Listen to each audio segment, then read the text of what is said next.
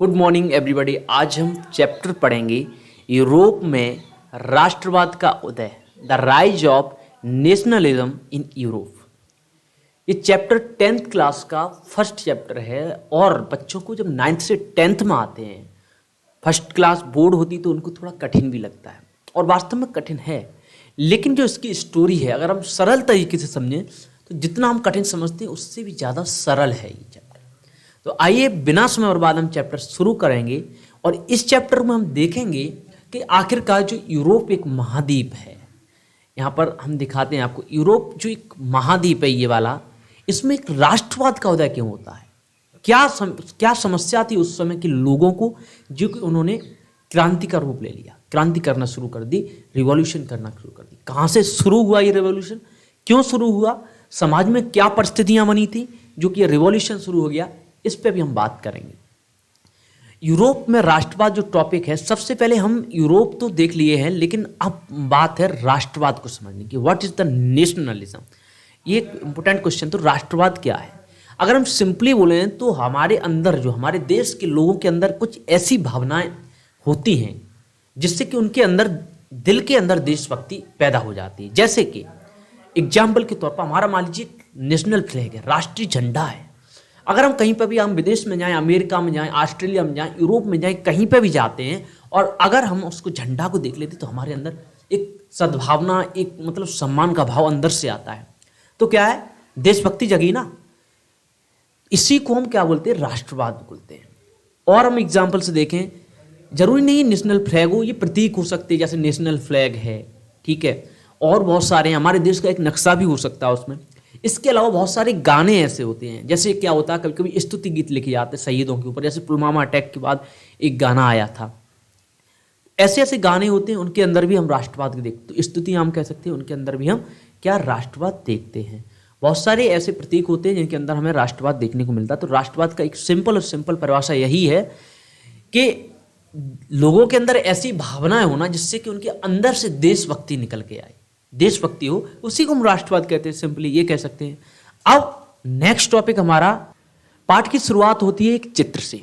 इसको बनाया था फ्रेडरिक सोरियू ने 1948 में।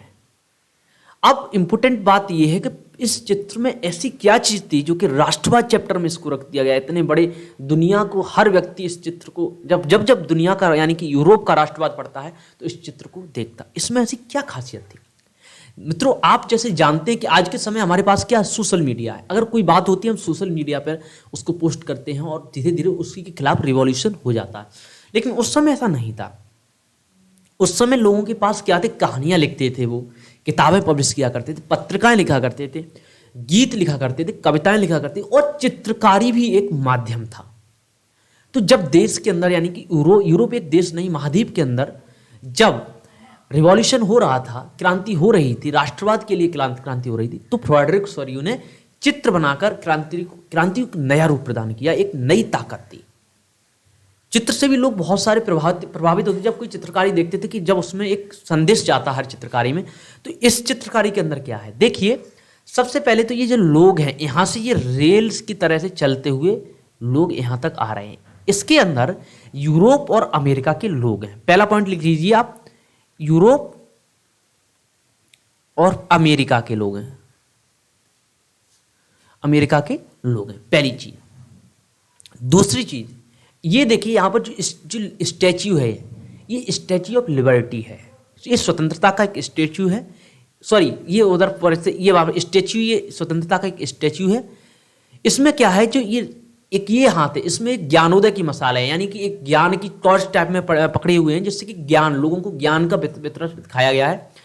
इसमें क्या है, जो मनुष्य के अधिकार हैं उसका घोषणा पत्र है। अधिकार क्या है, बराबरी का अधिकार है, विशेषाधिकार खत्म किए गए हैं, ऐसे ऐसे जो फ्रांस की क्रांति का जो सिद्धांत थे वो घोषणा पत्र इसमें लिखे हुए हैं।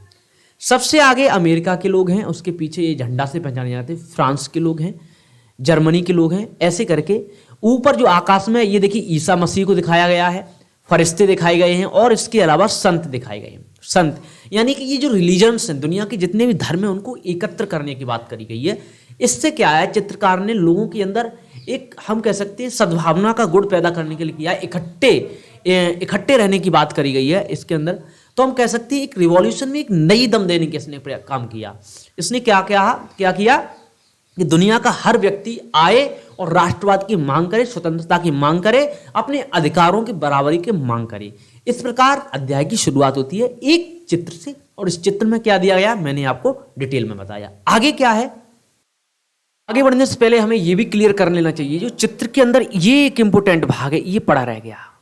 इसमें क्या है कि चित्रकार ने दिखाया है कि लोगों ने वो सारी चीजें जो कि शाही सामान, जैसे मुकुट है, उनकी पत्रिकाएं हैं, उनकी जो रुपए हैं, उनके जो सिक्के हैं, उनकी जो घोषणा पत्र हैं, वो सारे के सारे यहाँ फेंके हुए हैं। ये सारे जो सामान क्या है, जितने भी शाही सामान हैं वो धरती पर गिराए हुए हैं। ये एक क्या है, जो राजतंत्र है, जो राजाओं का शासन है, उसको उखाड़ फेंकने के लिए प्रयोग किया गया। सरल तरीके से आपको यही कहना है कि जो फ्रेडरिक सोल्यूने हैं, उन्होंने बेहतरीन तरीके से अपनी चित्रकारी के माध्यम से जितने भी राजशाही शासन है उनको उखाड़ फेंकने की बात करी है। आगे बढ़ने से पहले मैं आपको ये एक लास्ट बार बता दे रहा हूं, ये इंपॉर्टेंट पॉइंट है इसका, कि जो ऊपर संत दिए हैं, फरिश्ते दिए हैं और ईसा मसीह दिए हैं, इसके द्वारा चित्रकार ने पूरी दुनिया के अंदर एक भाईचारे का भावना, ब्रदरहुड की भावना पैदा करने की बात करी है। अब नेक्स्ट टॉपिक क्या है, नेक्स्ट टॉपिक अब ये है, ये फर्स्ट टॉपिक है हमारे चैप्टर का, फ्रांसीसी क्रांति और राष्ट्र का विचार।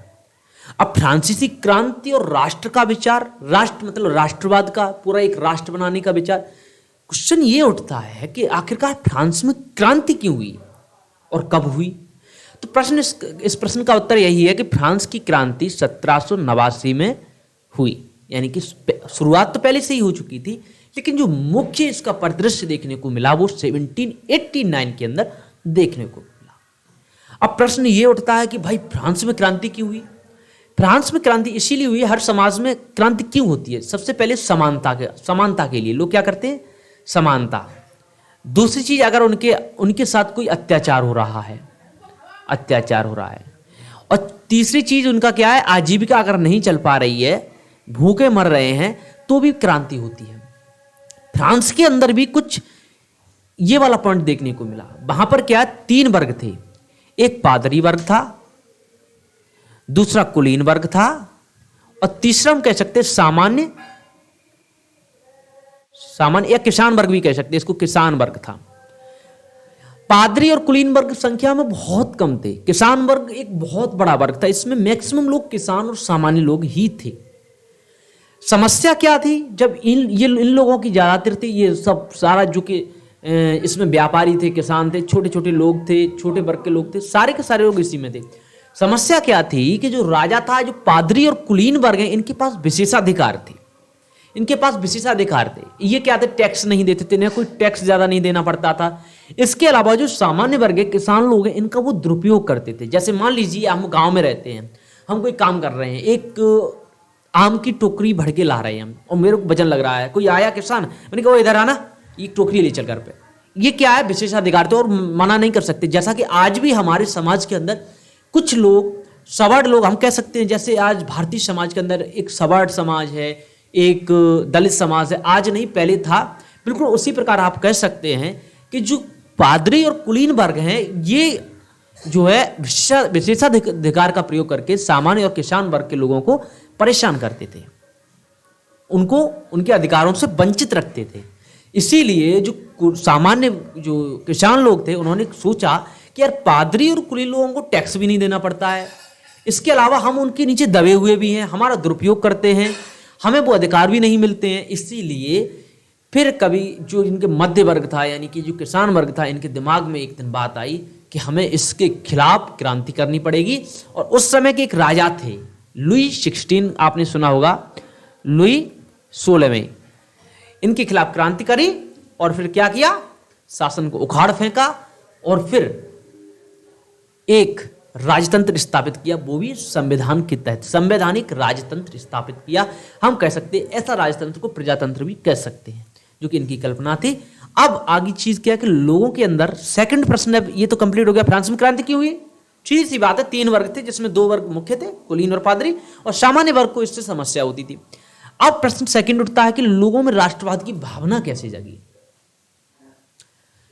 लोगों के अंदर राष्ट्रवाद की भावना कैसे जगाई जा सकती है? अगर मान लीजिए आप देश के एक लीडर हैं, कुछ सोचिए, और लोगों को किसी काम के खिलाफ एकजुट करना, तो आप उसके अंदर कैसे राष्ट्रवाद की भावना जगा सकते हैं? सीधी सी बात है, लोगों को एकजुट करने के लिए उनको राष्ट्रीय प्रतीक बनाने चाहिए कुछ, जैसे क्या है, तिरंगा बनाए, उन लोगों ने तिरंगे बनाए, अपने कुछ राष्ट्रीय गीत बनाए, राष्ट्रगान बनाया, ऐसे करके एक भावना जगाई। दूसरी चीज, शहीद थे सैनिक, उनकी स्तुति की। स्तुति मतलब उनको याद किया, उनके ऊपर कहानियां लिखी, उनके ऊपर लोगों ने गाने लिखे, ऐसे स्तुति की। और बहुत सारे ऐसे देशभक्ति के गीत चलाए समाज के अंदर, जिससे क्या है, लोगों के अंदर एक देश के प्रति प्रेम जागे, देश के धरती के प्रति प्रेम जागे। जो कि पहले लोग क्या थे, राजा के प्रति निष्ठा रखते थे, जो उनका राजा था वही उनका देश था, वही उनका धर्म था, वही उनका गांव था। अब कोई टुकड़ा टूट जाए लड़ाई के दौरान, कोई चिंता नहीं, हमारा राजा सुरक्षित है तो हम सुरक्षित हैं, ये था। लेकिन फिर क्या है, जब फ्रांस के अंदर क्रांति हुई तो वहां पर लोगों को यह बताना शुरू किया कि हमारी राष्ट्रवाद की जो भावना है वो राजा के प्रति निष्ठा नहीं है, हमारे देश की जो सरजमी है, जिस पर हम जन्म लिए हैं, जहाँ लोग, हमें मालूम है ये हमारी भाषा है यहाँ की, उनके प्रति हमारी निष्ठा है। तो ऐसे करके एक राष्ट्रीय भाषा बनाई उन्होंने, छोटी छोटी बोलियों को खत्म किया, लोगों के जो ग्रामीण जो नृत्य थे, डांस थे, उनको बढ़ावा दिया। ऐसे करके एक राष्ट्रवाद की भावना लोगों के अंदर पैदा करी। सरल शब्दों में हम कहें तो शहीदों को गान किया, देशभक्ति गीत बनाए और लोगों को ऐसा महसूस कराया हम इस देश के और इस देश की रक्षा करना हमारा कर्तव्य है, ऐसे कहते। अब नेक्स्ट है, अब सेकंड क्वेश्चन ये उठता है कि फ्रांसीसी राष्ट्रवादियों ने यूरोप के लिए कैसे सपने देखे। अब एक चीज कॉमन थिंकिंग वाली ये है दोस्तों कि मान लीजिए फ्रांस के अंदर इतना बड़ा, जब पूरी दुनिया के अंदर राजतंत्र था, 1789 में राजाओं के खिलाफ उठना यानी कि अपनी मौत को दावत देना था, बावजूद इसके इतनी बड़ी संख्या में फ्रांस के अंदर लोग कैसे इकट्ठे हो गए, ये प्रश्न उठता है। तो फ्रांस के अंदर एक सोचने वाली बात है, यानी कि जो नेता होंगे उस समय, उन्होंने तो इकट्ठा किया होगा, नेता होंगे, लेकिन नेता लोगों ने उस समय के जो लीडर थे, यानी क्रांति को जो लीड कर रहे थे, उन्होंने उन लोगों को प्रलोभन दिए। उन्होंने कहा कि हम पहली बात तो विशेषाधिकारों को खत्म कर देंगे, यानी कि जो कुलीन वर्ग और पादरी वर्ग को विशेषाधिकार मिले हैं, उनसे लोग उस समय बहुत ज्यादा तंग थे। तो उनके अंदर एक उमंग उठी, यार ये तो अच्छी बात है कि जब विशेषाधिकार खत्म हो जाएंगे तो हमें भी एक बराबरी का दर्जा मिलेगा। तो पहली चीज उन्होंने कहा कि हम विशेषाधिकार को खत्म कर देंगे, ये लिख लेना, विशेषाधिकार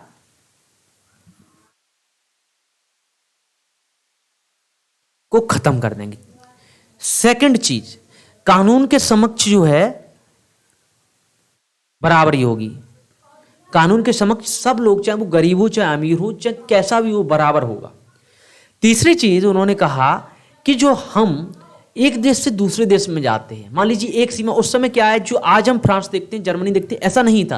पहले छोटी छोटी रियासतें थी, कुछ नहीं, 25 किलोमीटर की एक रियासत है, उसका एक राजा है, फिर 200 किलोमीटर का एक रियासत है, उसका कोई 5 किलोमीटर का कोई उसका रियासत का राजा है। ऐसे छोटी छोटी रियासतें थी। तो जैसे लोग एक रियासत से दूसरी रियासत में जाते थे, उन पर टैक्स लग जाता था, फिर दूसरी रियासत में जाते थे, फिर टैक्स लग जाता था। ऐसे करके बहुत बड़ा टैक्स उन्हें पे करना पड़ता था। जो व्यापारी, छोटे मोटे व्यापारी थे, उनको टैक्स पे करना पड़ता था, लेकिन कुलीन और पादरी को कुछ नहीं। तो कहा कि जो रियासतों में टैक्स लगता है, इन सबको जोड़ के हम एक करेंगे और निरंकुश जो राजा हैं उनको हम हटाएंगे और एक प्रजातंत्र स्थापित करेंगे, जिसमें जो देश की प्रजा है, देश के लोग हैं, वो अपनी वोटिंग के आधार पर अपना राजा चुनेंगे, जैसा कि आज हम लोकतंत्र देखते हैं। ये भी तो हम यहां लिख सकते हैं, प्रजातंत्र की स्थापना।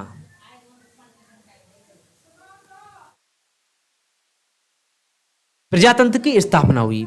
सेकंड चीज, अब ये जो मतलब हम कह सकते हैं प्रलोभन दिए थे लोगों को, इससे क्या है कि जो पढ़ा लिखा समाज था बहुत ज्यादा आकर्षित हुआ। तो छात्र हैं, टीचर हैं, छात्र और टीचर, आपको पता होना चाहिए कि सबसे ज्यादा रिवॉल्यूशन कहीं किसी भी देश में हुआ, चाहे वो इंडिया सही चाहे बाहर सही, सबसे ज्यादा वकील, छात्र और टीचर, ये लोग सबसे ज्यादा इन्वॉल्व होते हैं।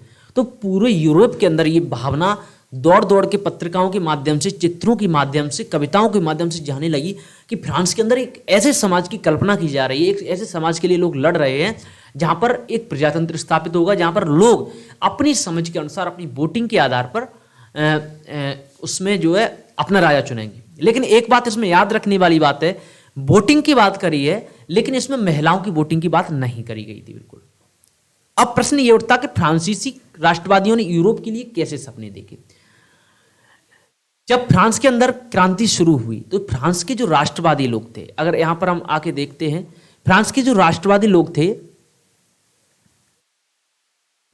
लोग थे, उन्होंने कहा जब हम फ्रांस के अंदर सफल हो जाएंगे उसके बाद हम अपने जो बाहर के लोग हैं, बाहर भी जैकोबिन क्लब बना रहे थे लोग, मतलब ऐसे एक समूह बना रहे थे जो कि फ्रांस की सेना को साथ देते थे अपने देश के अंदर ही लड़ने के लिए, क्योंकि हम फ्रांस के बाहर भी जाएंगे और पूरे यूरोप के अंदर जहां जहां राजतंत्र हम उसको उखाड़ फेंकेंगे और वहां पर हम एक ऐसी हम कह सकते व्यवस्था को लेके आएंगे जहां पर सिर्फ और सिर्फ प्रजा की चले।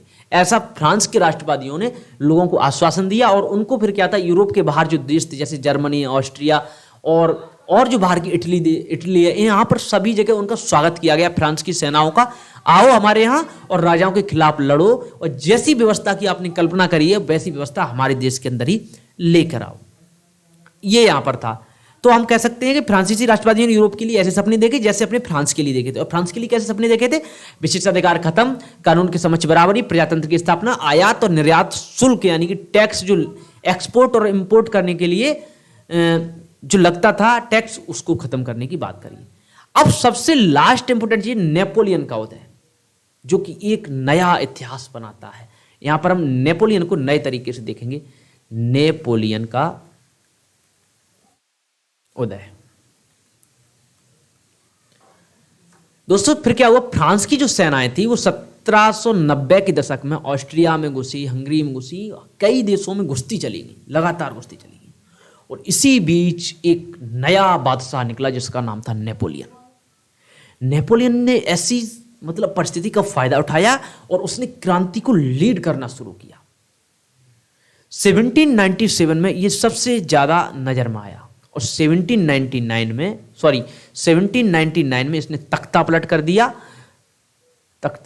दिया और 1789 के अंदर, यानी कि 1789 के अंदर जो प्रजातंत्र स्थापित किया गया था, लुई 16 को उखाड़ दिया गया था और प्रजातंत्र स्थापित किया गया था जिसमें एक नागरिक संहिता लाई गई थी, जिसमें ये नियम लिखे गए थे जो लोग हैं अपने हिसाब से राजा को चयन करेंगे। इसने यहाँ पर ये 1799 के अंदर तख्ता पलट करके नेपोलियन ने खुद अपने आप को लीड कर लिया और एक तरह से सम्राट से घोषित कर दिया। ऐसे ही चलता रहा प्रोग्राम। इसने कई देशों में घुसा, इटली में भी घुसा, हंगरी में घुसा, ऑस्ट्रिया में घुसता चला गया और हर देश के अंदर इसको सेनाओं ने साथ दिया। अब कारण क्या था नेपोलियन का? वहां की फ्रांस के लोगों ने और उसके बाहर जो सटे हुए देश के लोग थे उन्होंने साथ क्यों दिया?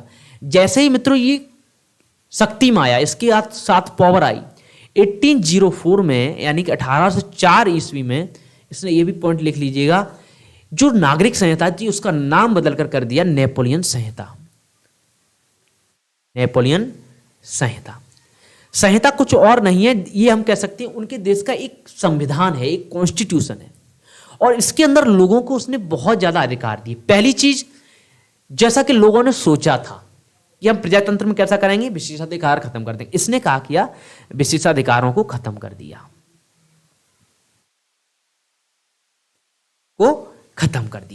दूसरी चीज, आयात और निर्यात का जो शुल्क था, आयात निर्यात वो भी खत्म कर दिया। तीसरी चीज, जो यातायात के साधन थे उनको अच्छा बनाया, एकदम मजबूत बनाया। अब इसके अलावा इसने जमींदारी की जो व्यवस्था थी, जमींदारी आप समझते हैं ना, गांवों में पहले कुछ मतलब ज्यादा जमीन वाले लोग हुआ करते थे और उनकी जमीन पर मजदूर काम किया करते थे, तो इसने जो जमींदारी की व्यवस्था थी उसको खत्म कर दिया, एकदम डिस्ट्रॉय कर दिया।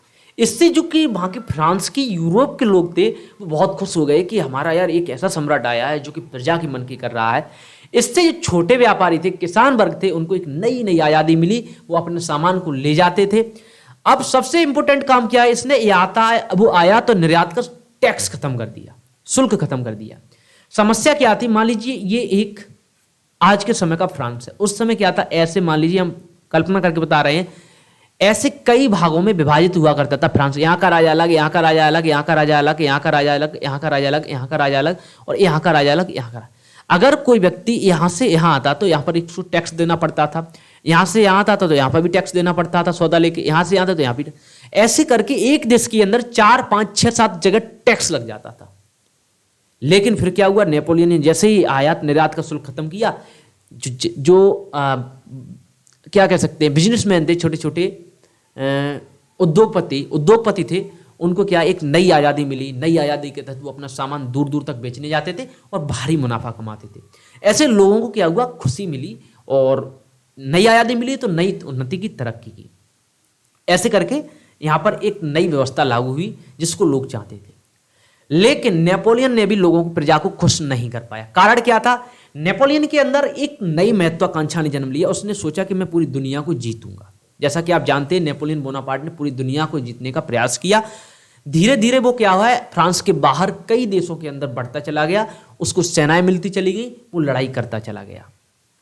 अगर हम यहाँ पर समझेंगे आगे, उसको क्या हुआ, सेनाएं मिलती गई, लड़ाई करता गया, जीतता गया। धीरे धीरे करके वो वहीं पहुंचा जहां की ब्रिटेन और रूस था। ब्रिटेन और रूस की संयुक्त सेनाएं नेपोलियन के खिलाफ लड़ी। वाटरलू का युद्ध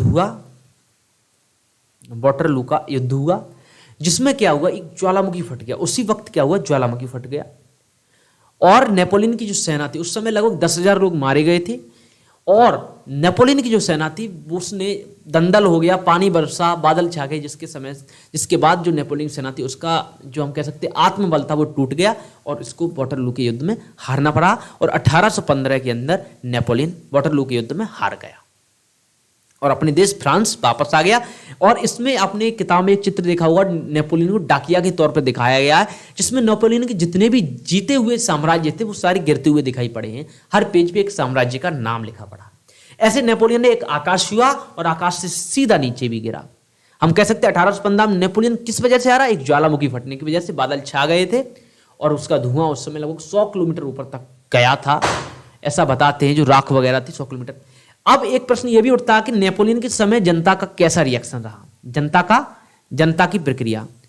तो जैसा कि जानते हैं यार, युद्ध के लिए क्या चाहिए, युद्ध के लिए चाहिए रसद, भोजन चाहिए, युद्ध के लिए सेना चाहिए और युद्ध के लिए चाहिए रुपया। तो क्या चीज चाहिए, भोजन, सेना और मनी, हम कह सकते हैं मनी। 3 चीजें चाहिए। अब मनी चाहिए तो टैक्स बढ़ा, इसकी वजह से जो लोग थे जहां जहां उसने जीता वहां टैक्स बढ़ गया।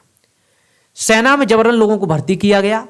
भोजन के लिए एक्स्ट्रा टैक्स लगाया गया, जिससे कि लोगों के अंदर जो नई आज़ादी मिली थी उससे खुश हुए, खूब प्रसन्न हुए।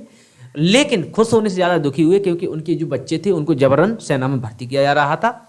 इसलिए, लेकिन उसके बाद भी जो नेपोलियन था वो ऐसे नहीं हारा था।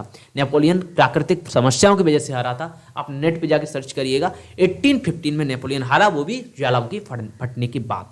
ऐसे हमारा ये जो टॉपिक था, इस टॉपिक का नाम था क्या था, सॉरी, ये टॉपिक था फ्रांसीसी क्रांति और राष्ट्र का विचार। इसके अंदर हमने पढ़ा फ्रांस में क्रांति क्यों हुई, लोगों में राष्ट्रवाद की भावना कैसे जगी, कैसे प्रतीक वगैरह ला के आए, और फ्रांसीसी राष्ट्रवादी ने यूरोप के लिए कैसे सपने देखे, जैसे फ्रांस के लिए सपने देखे थे, और नेपोलियन का उदय जो कि दिलचस्प कहानी थी, इसको भी हमने देखा। अब हम आगे बढ़ते हैं। अब सेकंड टॉपिक और हमारे चैप्टर का है यूरोप में राष्ट्रवाद का निर्माण। इसके अंदर हमें ये बताया गया है कि जब फ्रांस के अंदर क्रांति हुई, उसके बाद नेपोलियन का उदय हुआ। नेपोलियन और 1815 तक नेपोलियन यूरोप के अंदर ताकतवर रहे। तो 1815 तक यूरोप के अंदर राष्ट्रवाद का कितना निर्माण हुआ था, कैसा निर्माण हुआ था, कितने लोगों को कैसे अधिकार मिले थे, इसके बारे में ही मात्र बताया गया है। इसके अलावा 1815 के बाद की बात को यहाँ पर कुछ नहीं बताया गया है। इंट्रोडक्शन के तौर पर हमने यहाँ पर ये लिखा है कि उस समय यूरोप का नक्शा, तो हमने पहले ही बता दिया यूरोप का नक्शा कुछ इस प्रकार था, छोटे छोटे साम्राज्यों में बटा हुआ था, ऐसे ऐसे ऐसे, हर एक का राजा एक अलग हुआ करता था।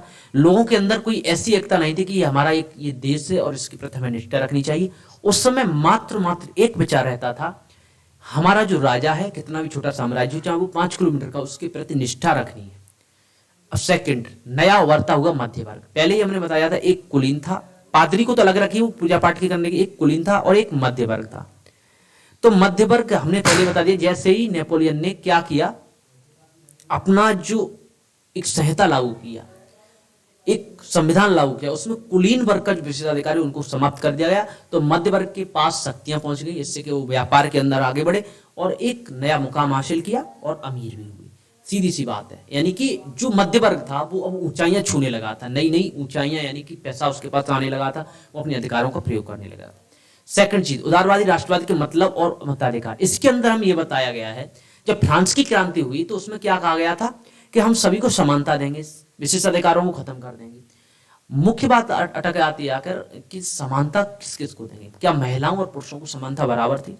यहाँ पर हमें एक चीज देखने को मिली कि जब संहिता आई, नेपोलियन की संहिता आई, तो उसमें सभी को समानता दी गई, लोगों को समान व्यवहार किया गया, विशेषाधिकारों को खत्म किया गया। लेकिन जब मताधिकार की बात आई तो लोगों ने मताधिकार पर कोई हाँ या ना नहीं की। मताधिकार, जो महिलाएं थीं आज भी उनको वंचित रखा गया और उन्हें कोई मत देने का अधिकार नहीं दिया गया।